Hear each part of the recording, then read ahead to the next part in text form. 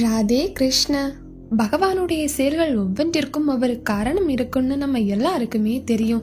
தனக்குன்னு எந்த காரணத்தையும் வச்சு கிருஷ்ண பகவான் செயல்படவே மாட்டாங்க. ஆனா ஒரே ஒரு ஆச்சரியம், பூமி தேவியின் மீது தனியான ஒரு அளவற்ற அன்பை வைத்திருக்கின்றார். ஏன் பூமி தேவியின் மீது இவ்வளவு பிரியம் பகவானுக்கு? பூமி தேவி மேல அதிகமான அன்பை வச்சா ஸ்ரீதேவி தாயார் கோவப்பட மாட்டாங்களா என்ன? இது பற்றி நம்மளும் தெரிஞ்சுக்கணும் தானே. அதனால இந்த வீடியோவை ஸ்கிப் பண்ணாம கடைசி வரைக்கும் பாருங்க. இது வரைக்கும் நம்ம சும்மா கிறிஸ் சேனலை சப்ஸ்கிரைப் பண்ணாதவங்களும் மறக்காம சப்ஸ்கிரைப் பண்ணுங்க. வாங்க வீடியோக்குள்ள போகலாம். பூமியை படைத்தது பகவானாக இருந்தாலும் பூமியை காப்பதற்காக பூமி தேவி அங்கு இருக்கின்றார்.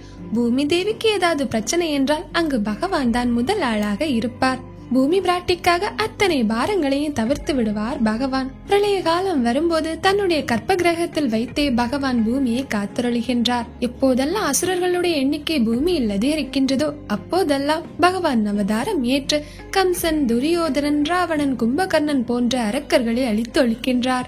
ஹிரண்யாட்சினால் பூமி தேவி மறைத்து வைக்கப்பட்டார். அப்போது மறைத்து வைத்த பூமாதேவியை மீட்டெடுக்க பகவான் மகாவிஷ்ணு வராக மூர்த்தியாக அவதாரம் செய்தார். ஹிரண்ய கசிபுவை வதம் செய்வதற்காக தூணில் மறைந்திருந்து வெளிப்பட்டார்.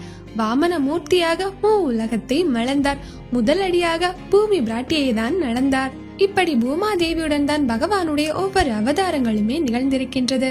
பூமாதேவியின் மீது கொண்ட ஆசையின் விளைவாகவே பகவான் மண்ணில் பிறந்து பிறந்து அவதார கோலங்களை எடுக்கின்றார். பகவான் ஸ்ரீகிருஷ்ணர் இந்த பூமியில் உண்டு கழித்தார், நடந்தார், கிடந்தார், அளந்தார், உலக மக்கள் அனைவரையுமே அரவணைத்தார். ஆதிசேஷனில் இருந்தபடியே பூமியை தாங்குகின்றார். பிரளயத்தின் போது பூமியை வாயில் விழுங்கி கருவறையில் வைத்து காப்பாற்றுகின்றார். சரி, இந்த அளவுக்கு பூமாதேவிய பகவான் நேசிக்கிறாங்கல்ல. பகவானுடைய திருமார்பில் எப்போதும் இருப்பது ஸ்ரீதேவி தாயார். அப்போ ஸ்ரீதேவி தாயார் பகவான் மேல கோவப்பட மாட்டாங்களா, இதுக்கு வருத்தப்பட மாட்டாங்களா அப்படின்னு நாம கேட்கலாம்.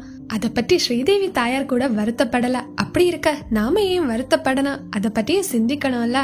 உண்மையா சொல்ல போனா எந்த சூழ்நிலையில பகவான் இருந்தாலும் ஸ்ரீதேவி தாயார தன்னுடைய மார்பில் தான் பகவான் வைத்திருக்கின்றார். அப்படி இருக்க ஸ்ரீதேவி தாயாரை வருத்தப்படுவதற்கு வாய்ப்பே இல்ல. வருத்தப்பட மாட்டாங்க தானே.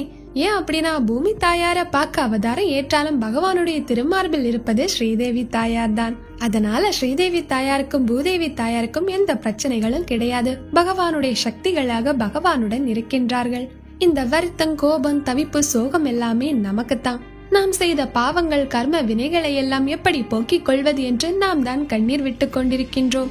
அந்த பாவ கர்மங்களை நாம் நீக்குவதற்கு பகவானுடைய திருவடி தாமரைகளை தான் பற்றி கொள்ள வேண்டும். பகவானுடைய திருவடியை பற்றி கொள்பவர்களின் அனைத்து பாவங்களையும் பகவானே போக்கி விடுகின்றார் என்று கீதையில் வாக்கு தருகின்றார்.